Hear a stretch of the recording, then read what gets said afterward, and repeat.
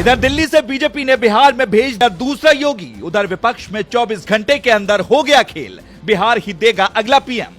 2024 में बिहार से होगा चमत्कार, बीजेपी के त्रिदेव लगाएंगे बेड़ा पार। 2025 के लिए करा दी गई दूसरे योगी की एंट्री, नीतीश कुमार हो गए सेंटी। मोदी से लिया आशीर्वाद, कहा अब होगा बेड़ा पार। कौन है बिहार के योगी जिनके बीजेपी दफ्तर के बाहर लगे पोस्टर, क्या है बड़ी तैयारी?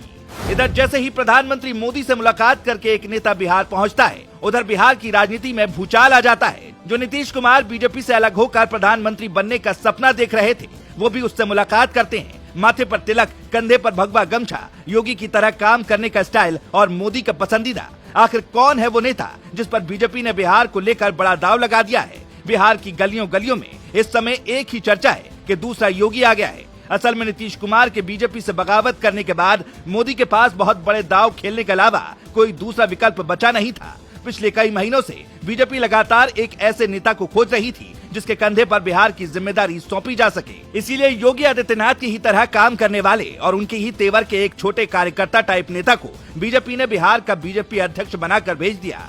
हम जिस नेता की बात कर रहे हैं उसका नाम है सम्राट चौधरी। हो सकता है आपने ये नाम पहले सुना हो, लेकिन आपको भी नहीं लगा होगा कि कभी बीजेपी इनको बिहार की कमान सौंप सकती है। लेकिन कमान सौंपने तक की बात तो ठीक थी, अब इन्हें ही बिहार का अगला बीजेपी का मुख्यमंत्री उम्मीदवार भी लोग बता रहे हैं। ये कयास इसलिए तेज हो गए क्योंकि इन्होंने जैसे ही प्रधानमंत्री मोदी से मुलाकात की, इससे ठीक अगले ही दिन बिहार में पहुंचकर खेला कर दिया।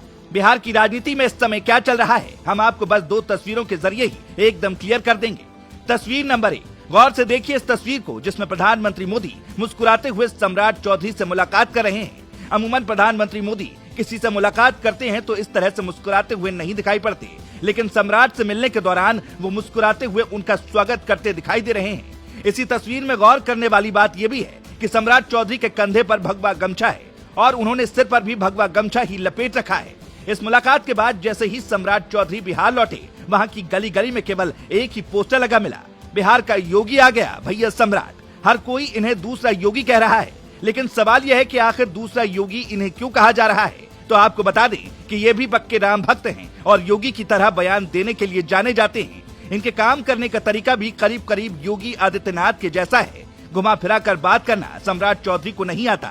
यही वजह है कि बिहार की राजनीति में इनका कद बीजेपी ने एकदम से बढ़ा दिया है। आपने देखा होगा 2017 में जब विधानसभा का चुनाव हुआ था और बीजेपी को बम पर जीत मिली थी, तब यही कयास लगाए जा रहे थे कि मनोज सिन्हा, केशव प्रसाद मौर्य या फिर कोई दूसरा नेता मुख्यमंत्री बनेगा। लेकिन रेस से हटकर योगी आदित्यनाथ को बीजेपी ने मुख्यमंत्री बनाया था।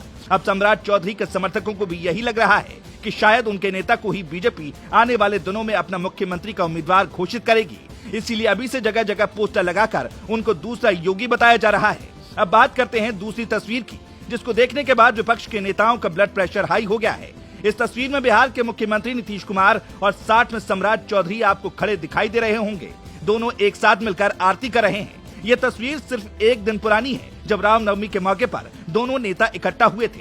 इस तस्वीर के सियासी मायने अगर आप समझेंगे तो ये कि नीतीश कुमार एक बार फिर से विपक्ष को गच्चा देकर बीजेपी की नैया में सवार हो सकते हैं। बीजेपी के साथ नीतीश कुमार की दोस्ती कितनी पुरानी रही है, ये बताने की जरूरत नहीं है। नीतीश कुमार को हमेशा से अवसरवादी नेता माना गया है, इसीलिए नीतीश कुमार को पलटू राम भी कहा जाता है। सियासत में अगर नीतीश कुमार के लिए कुछ जरूरी है तो वो सत्ता ही है। कुछ महीने पहले नीतीश कुमार ने बीजेपी से बगावत की थी और विपक्ष का दामन थामा था, लेकिन राजनीतिक जानकारों की माने तो 2024 से पहले एक बार फिर नीतीश कुमार पाला बदल सकते हैं। लेकिन अगर ऐसा हुआ तो विपक्ष के लिए ये किसी बड़े सदमे से कम नहीं होगा।